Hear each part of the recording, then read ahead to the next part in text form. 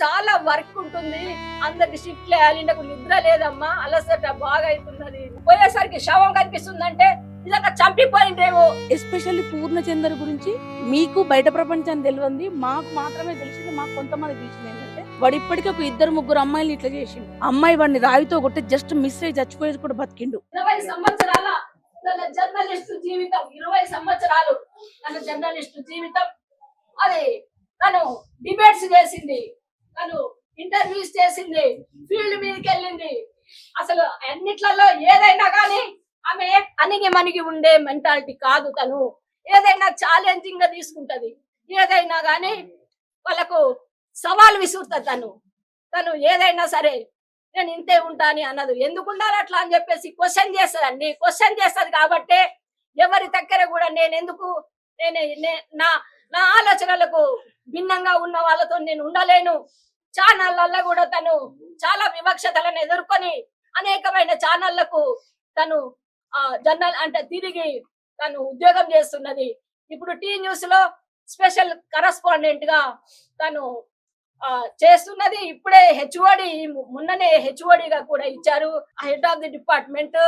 చాలా వర్క్ ఉంటుంది. అందరికి షిఫ్ట్ వేయాలి. నాకు నిద్ర లేదమ్మా, అలసట బాగా అవుతున్నది, నాకు అలసిపోతున్నా, నీకు మెసేజ్ పెట్టడానికి ఫోన్లు చేయడానికి టైం లేదమ్మా అని చెప్పింది.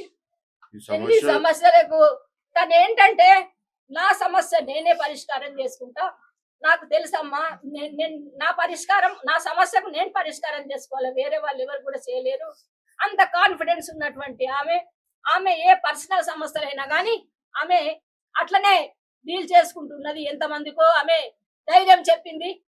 అలాంటి ఆమెను ఇట్లా కరెక్ట్, అసలు మేము పోయేసరికి శవం కనిపిస్తుందంటే నిజంగా చంపిపోయిందేమో, చంపి ఇట్లా వేలాడదీసిందేమో అన్నట్లు అక్కడ కనిపిస్తున్నది అన్నట్టు.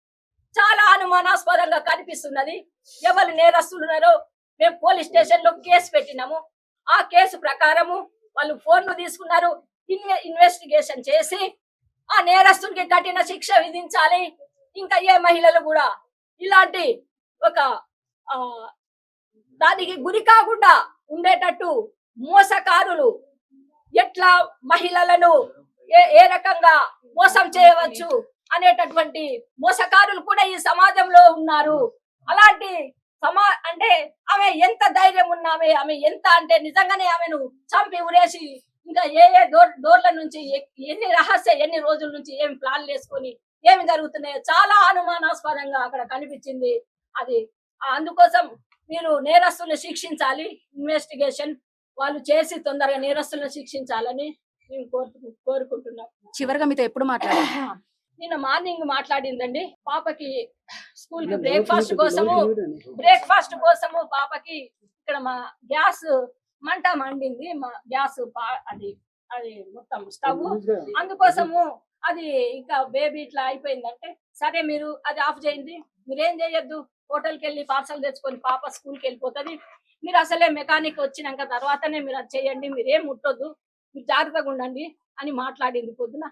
మళ్ళీ మధ్యాహ్నం మెకానిక్ వచ్చి చేసిపోయినాక నేను జిమ్ అక్కడ పార్క్ పోయేసి వచ్చినా ఇట్లా అయిపోయింది, బాగా అయిపోయింది బేబీ అని మెసేజ్ పెట్టినా ఓకే అని పెట్టింది అంతే. ఎందుకంటే తనకు అన్ని ఫోన్లు బిజీ ఉంటది, చదువుతుంది అని నేను ఊరికే డిస్టర్బ్ చేయను, ఫోన్లు చేసి మెసేజ్ మాత్రమే పెడతాను. తను పాప కూడా స్కూల్ కి పోయింది. స్కూల్ నుంచి వాళ్ళ తాతయ్య తీసుకొచ్చిండు స్టేషనరీ సామాను కొనిచ్చి. అప్పుడు కూడా అమ్మాయి స్కూల్కి వెళ్ళి వచ్చినాక అమ్మ నేను ఇక్కడికి వచ్చిన రామ్నగర్ అని కాల్ చేసింది. సరే తాతయ్య వచ్చిందంటే వచ్చిండు, నేను స్టేషనరీ తీసుకొని వస్తా అంటే సరే బేటా అని చెప్పింది.